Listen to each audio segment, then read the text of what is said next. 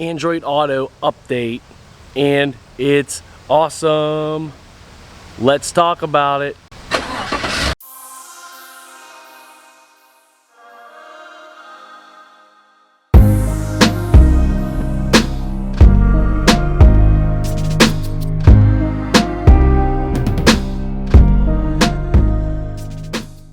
Android Auto has a new update. We're gonna check it out and it is totally freaking sweet. Kudos to Android Auto. iPhone users, you don't care about this, so that's like 90% of you. But all you Android Auto users, let's go check out this new experience. What's up, Silverado? How you doing today, buddy? Oh, it's beautiful. Change engine oil soon. Uh-oh. Quickly, before we get started with this tutorial slash awesomeness, my name's Mooch. Mooch Life is my channel. Comment, like, subscribe. We're doing this Chevy gang shit. We're having a good time. And enjoy this tutorial. So we take our Android device and we're gonna plug it into our USB here in our 2018 Chevy Silverado, which comes with Android Auto. This video is great for people who have just purchased a new vehicle and have never used Android Auto before. Maybe it's your first car that has this as an option.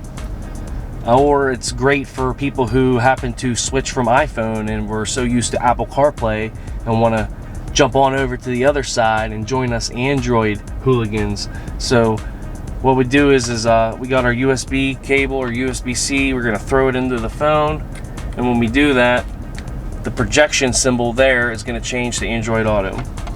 Now we're connected. All we have to do is open the app, so we don't have to use the phone anymore. And that's the whole point of the built-in Android Auto and Apple CarPlay. It's very convenient and people love it for everything it has to offer, but it's actually made for safety. You can be hands-free with 95% of the things you need, which when you're driving, what do you need to do? Maybe you need to call someone, listen to tunes, use a map. That's basically all you need. So this enables the interface to basically become your phone so that you don't have to touch it. So before you even leave the driveway, plug your phone in, your Apple CarPlay or Android Auto emblem will pop up there, and just click it and it will load. Now, this screen here is the home screen, if you will. Your recently used music app will come up. I guess that's ugly when I point like this. Let me do like this. The weather and your recent call. Okay. Now I have this icon here. Try the new Android Auto. I've heard about this. It rolled out. It was announced a few months back. It's just rolling out now. I used it today for a little bit. I was actually able to figure out how to revert it, which was super simple. That way I can show you guys what the old Android Auto is compared to the new. And the new one is so much better. But just quickly, because this isn't rocket science, you got your signal. So I got 4G with almost all the bars. I'm charging. I'm like 100% almost. 4:42 p.m. and then a button you can hit for a microphone, which is your Google Assistant. You can touch it and it'll let you talk. But everybody knows if you say the OKG word, it's going to do that for you. You don't even need to touch it with your finger. If you want to get rid of these things, you can swipe it and it disappears. Sometimes the swipe function doesn't work good on this screen. I don't know if it's just the GM screen or if it's all of them. If you hard press it, a little X pops up. You can get rid of it. Do it again. That's actually better for me. Now this little bad boy here, try the new Android Auto, which I have tried already, is so much better. We're not gonna hit it yet, but on the bottom you can tell you got a home button, a music button, and we'll hit these. So home, this is the home screen. And if you get rid of everything, you get the date and time. That's the actual home screen there. If you hit the call button, all your most recent contacts will come up and you can scroll through and see who you called and talked to. So you got your arrow up and down, or you can swipe, and that's about it. So, or you can hit the keypad and dial your number, or you can say the OKG word and say dial whatever digits you want, or you can say call and then say the 7 digits. But most times you're not going to dial a number you don't know. Your phone book is stored in here. You would just say call whatever name it is, and then it's going to say. So for example, we'll just say my wife, her name is Lydia. We can say, okay Google, call Lydia.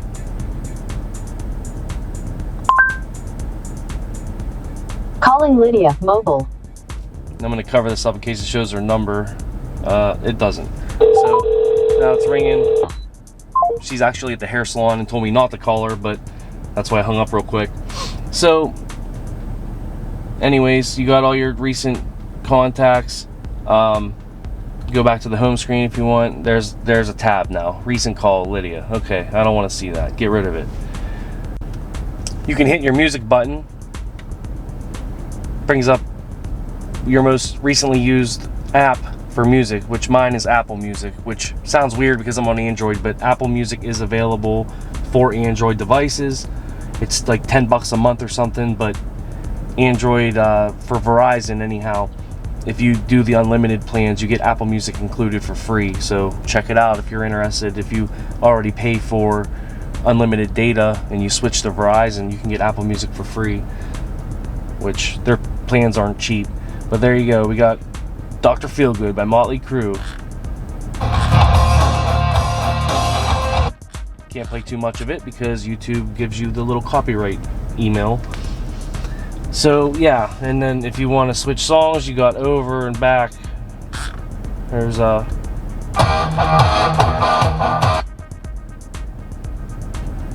the good songs, all them good songs right there. Oh yeah, there it is. Some rap. Got to get the rap in there. But anyhow, so there's your music button. There's my music apps. You can click through, see all your different apps. This one, I don't know what that even meant. Oh, I guess that's exit the app. Or you can pull up the maps.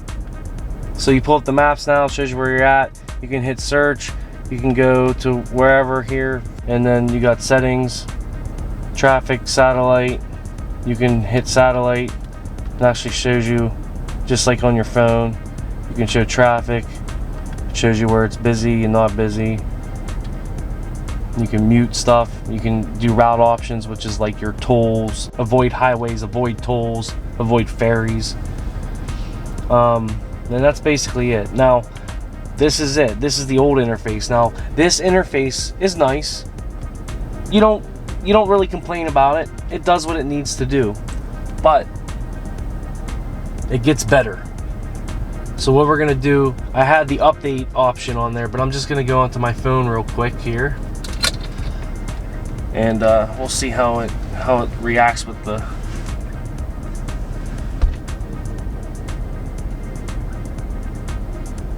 where's my Android Auto? Okay, so I'm gonna go into the Android Auto app on my phone.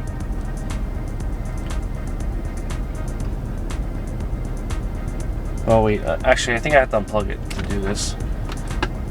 If I go to my Android Auto app on the phone, unplugged, it brings up the same interface. Now this is nice to use if you want to be hands-free in your vehicle where you don't have it built into your vehicle, and you can still use it on your cell phone and it still does all the same functionality. So it's not like Android Auto is only for an in-screen entertainment system on your vehicle. It can be used primarily with your phone only, so it doesn't matter what car you're in, you can still use the app. But if you go into the settings, which it's not, so if you go into the settings, you're going to see the top one here, and this is what you need to do if you want to use it, which you do want to use it. Try the new Android Auto for car screen only. Update now or wait for automatic update coming soon. Turn it on.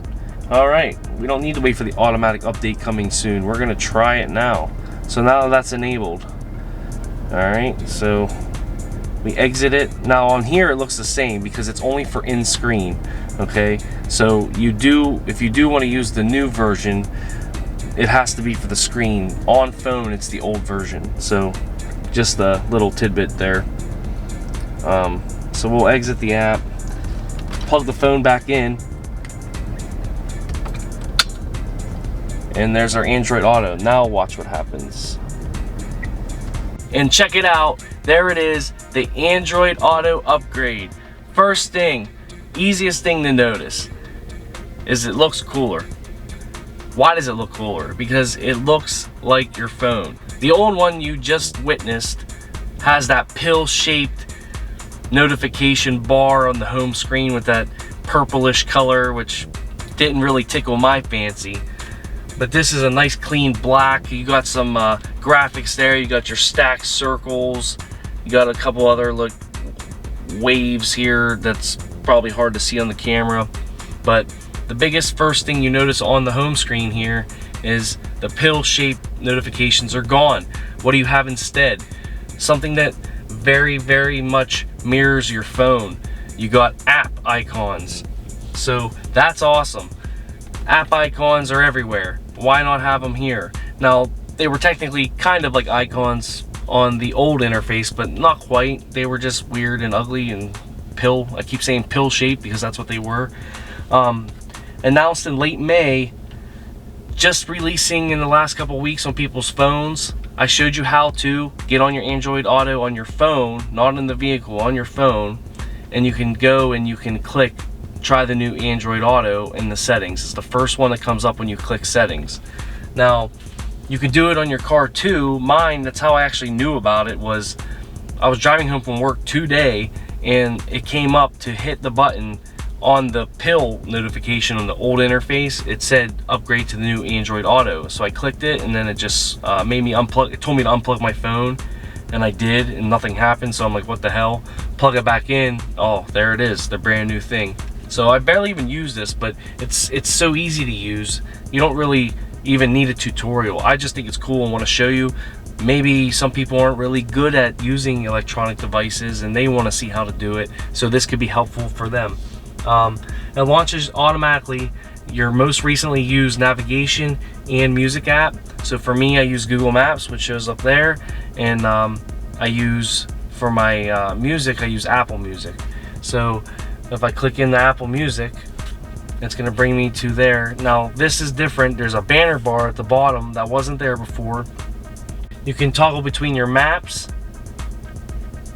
and your music back and forth at this banner bar that does not disappear off the screen. On the old interface, when you used your music app and you left it to go to your maps, if you needed to go back into your music app, you need to exit the map to do it, which in essence is kind of like this, but you had to hit the home screen and it was just dumb.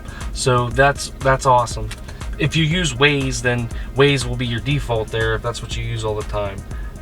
So they call that one-touch swap between the navigation and the music apps. The use of this is familiar enough that it's comfortable. You don't really need to train to use it, but it feels so much fresher.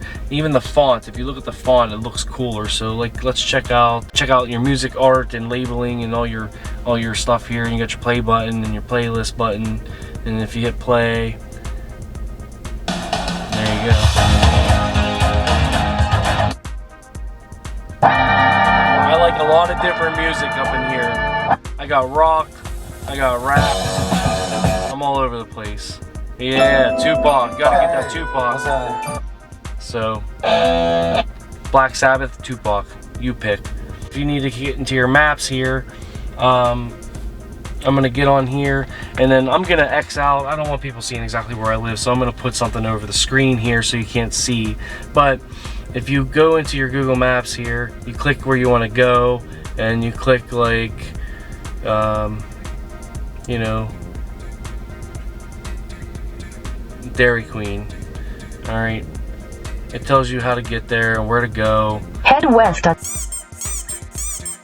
then turn left on. It's telling you exactly where I'm at, so I don't want to show you that. But at the bottom, this is new. You got settings and route options and searches while you're driving, and I'm not sure what that one does, but if you hit it, let's see. Oh, add a stop. So if you want to go into your settings, which are traffic, you want to go satellite mode, you can hit that. and it changes it to satellite. And if you want to see traffic patterns, shows you where it's heavy and not heavy, you can do that. Sorry, I'm covering up half of it, but yeah, you can mute stuff, you can change your route options or whatever. But like those things come up on the bottom where you can search different things, add stops and change your routes and stuff, where on the old interface it didn't. If you wanted to change or do something different, you had to do a whole new search because those options weren't even available. So on the old one, the big light green is where you're driving, the dark green little one below it is your next move, and then the white below it is your time and distance. So we got 16 miles, arriving in 26 minutes, and that's the time you will get there. Now that's it on the old interface. So the new one, you get your settings, you can hit route overview, which that was kind of on the old one, but you just had to like hit the back button. But this one's showing you alternative routes, and that didn't do that, I don't believe, anyhow. And then you can search for things along the way. It was just a lot harder to do on the old interface for Google Maps. And then if you wanted to add a stop, so if I wanted to stop at, you know, a strip club before I went to Dairy Queen, then it'd be really easy to do. So yay, ice cream and boobies. All right, that's about it. I don't know what the bell, I forget what the bell does. No notifications. Okay, so if you get a text or a call while you're in the maps, it should pop up there. And then you got your voice thing. Play me a song. Okay, asking Apple Music to play some music.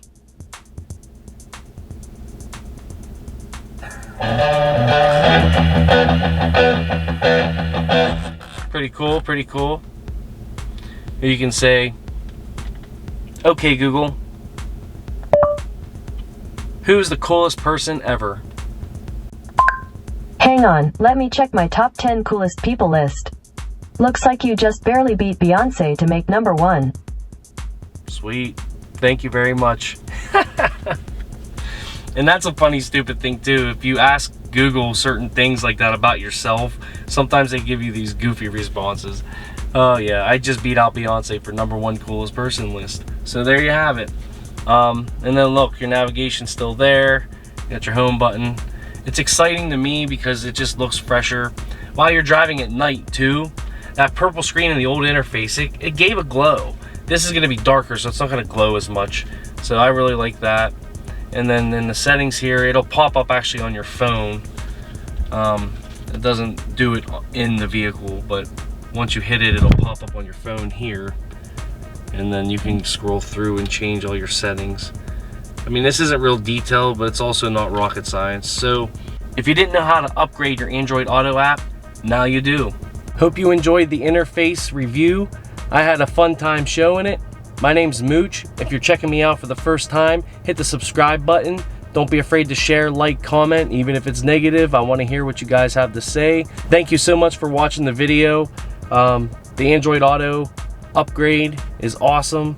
So anybody who uses it, hopefully this helps you. Or if you happen to just be somebody new to Android Auto, for anybody who has the Android Auto app available in their vehicle when they haven't used it, or you just got a new car, congratulations on the new car. And hopefully some of you here watching this video came here because you just got yourselves a new vehicle that has Android Auto for the first time, or you jumped off the iPhone bandwagon and you skedaddled over to Android and now you have to learn a new interface. So yeah, hopefully this video was informative and I appreciate the view. So peace.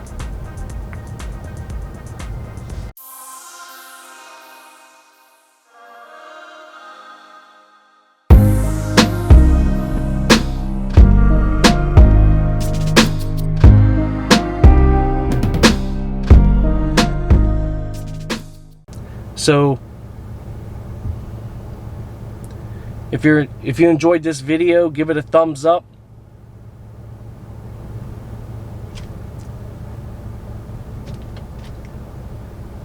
If you enjoyed this video, give it a thumbs up, because I said so, motherfuckers.